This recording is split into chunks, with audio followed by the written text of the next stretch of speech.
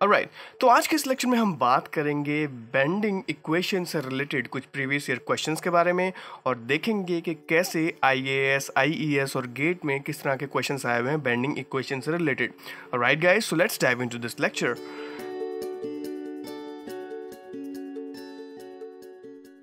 तो इन क्वेश्चन को स्टार्ट करने से पहले मैंने आपको एक इक्वेशन बताई थी जिसको मैंने कहा था बेंडिंग इक्वेशन, और वो बेंडिंग इक्वेशन थी m by i is equal to sigma by y is equal to e by r।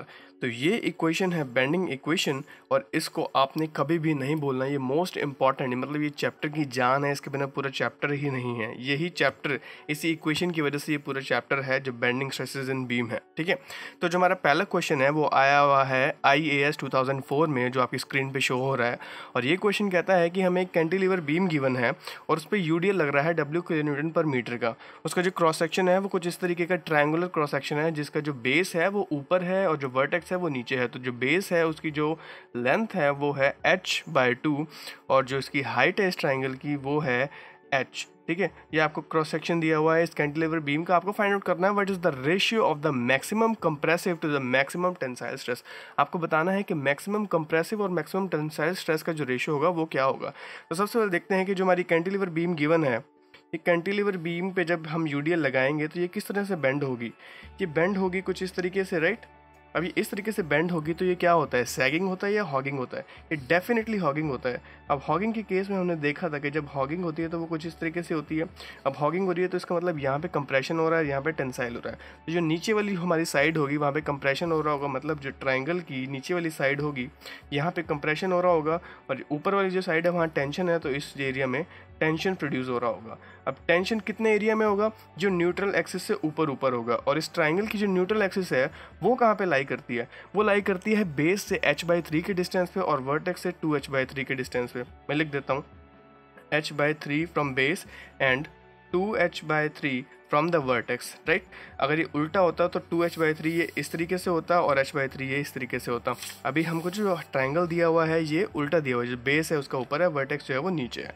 अब ये इस तरीके से बेंड हो रही है हमारी बीम। अब हमें बताना है ratio of maximum compressive to maximum tensile stress. अब मैक्सिमम कंप्रेसिव और टेंसाइल स्ट्रेस कैंटिलीवर बीम में कहाँ प्रोड्यूस होगा? जहाँ पे मैक्सिमम बेंडिंग मोमेंट होगा, क्योंकि अगर हम इस इक्वेशन को देखें तो ये कहती है कि m/i is equal to sigma by y। अगर m की वैल्यू ज़्यादा होगी तभी तो हमारा मैक्सिमम होगा स्ट्रेस। ठीक है, जब m की वैल्यू मैक्सिमम होगी तभी हमारा जो बेंडिंग स्ट्रेस है वो मैक्सिमम होगा। और m की वैल्यू मैक्सिमम कहाँ होगी? कैंटिलीवर बीम है। और आपको पता है, आपने सभी क्वेश्चन किए हैं कैंटिलीवर बीम के चैनल पे, तो आपने देखा होगा कि जो मैक्सिमम बेंडिंग मोमेंट है वो प्रोड्यूस होता है हमारे फिक्स्ड सपोर्ट पे। फिक्स सपोर्ट पे जो होता है वो मैक्सिमम बेंडिंग स्ट्रेस प्रोड्यूस होता है। तो इसका जो डायग्राम आएगा वो कुछ इस तरीके से आएगा।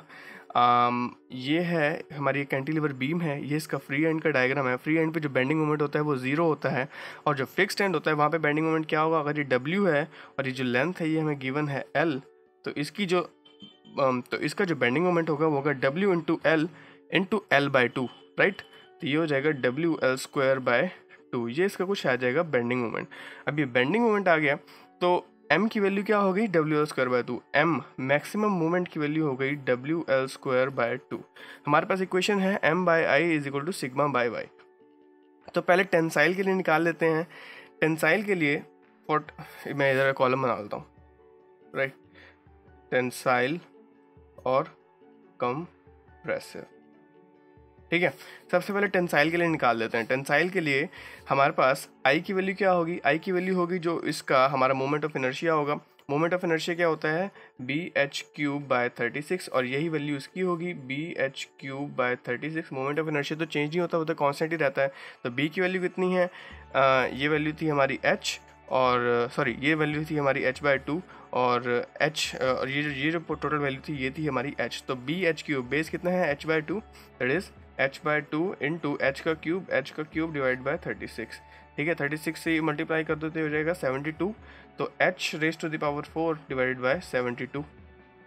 ठीक है। अभी मैं आपको पूरा प्रोसीजर करके बता रहा हूँ, लास्ट में मैं आपको बताऊंगा कि हम कितने स्टेप इसमें से स्किप कर सकते थे। ठीक है, अभी ये पहला क्वेश्चन है हमारा प्रीवियस ईयर क्वेश्चंस में से, तो मैं अगर आपको प्रोसीजर बता दूंगा ना तो आपको पता चल जाएगा कि हम बेंडिंग इक्वेशन को किस तरीके से अप्लाई करते हैं। अभी तो हम इसको शॉर्टकट से भी सॉल्व कर सकते हैं, लेकिन अगर बाई चांस कोई हमारे पास वैल्यूज़ आ जाए, क्योंकि कन्वेंशनल में जब हम सॉल्व करेंगे तो हमारे पास वैल्यूज़ होंगी पूरी की डब्ल्यू की इतनी वैल्यू है, आई की इतनी वैल्यू है, या आपको आई की वैल्यू निकालनी पड़ेगी, तो वो कुछ इस तरीके का ही प्रोसीजर होता है। आपको वहाँ पे maximum bending moment find out करना होगा, फिर आपको न्यूट्रल एक्सिस देखनी होगी, फिर आपको उसका मोमेंट ऑफ इनर्शिया भी देखना होगा। ठीक है, चलो आगे प्रोसीड करते हैं। तो जो हमारा मोमेंट ऑफ इनर्शिया आएगा वो आएगा h raise to the power 4/72। Similarly इसके लिए भी यही आएगा, I will be equal to h raise to the power 4 divide by 72। अब हमें निकालना है मैक्सिमम टेंसाइल। तो मैक्सिमम टेंसाइल के लिए जो वैल्यू होगी वो sigma is equal to my/i। इस फॉर्मूला से आप देखो सिग्मा की वैल्यू क्या होगी, m into y divided by i।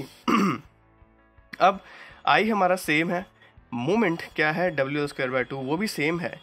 Main जो हमारा मैक्सिमम स्ट्रेस है ये डिपेंड कर रहा है वाई पे।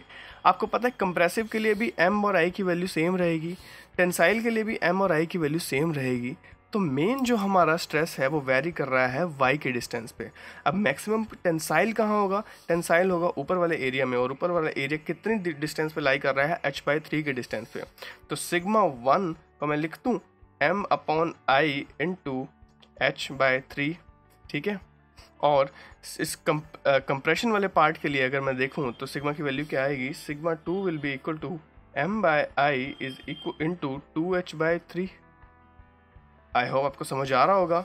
अब हमें निकालना है maximum compressive to maximum tensile. Maximum compressive कितना है 2h/3, और मैक्सिमम टेंसाइल इसी के नीचे आ जाएगा, ये हो जाएगा m/i इंटू h/3। 3 से 3 कैंसिल, m/i से m/i कैंसिल, h से h कैंसिल, सिग्मा 2/σ1 की जो वैल्यू आ गई वो आ गई 2। और इसका जो ऑप्शन है वो है B is the correct answer.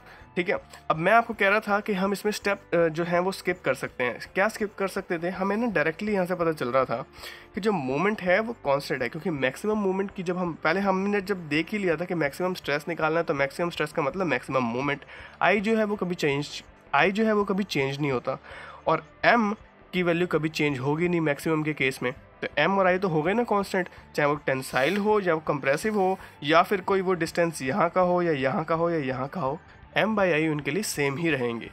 y की डिस्टेंस वेरी करेगी, y की डिस्टेंस यहाँ पे थी, यहाँ के लिए थी h/3, यहाँ के लिए थी 2h/3, यहाँ के लिए कुछ और होगी, यहाँ के लिए कुछ और होगी, राइट। तो नेक्स्ट क्वेश्चन की तरफ बढ़ते हैं। आई होप आपको ये समझ आ गया होगा। अगर नहीं समझ आया तो प्लीज़ मुझसे नीचे कमेंट्स में पूछिए।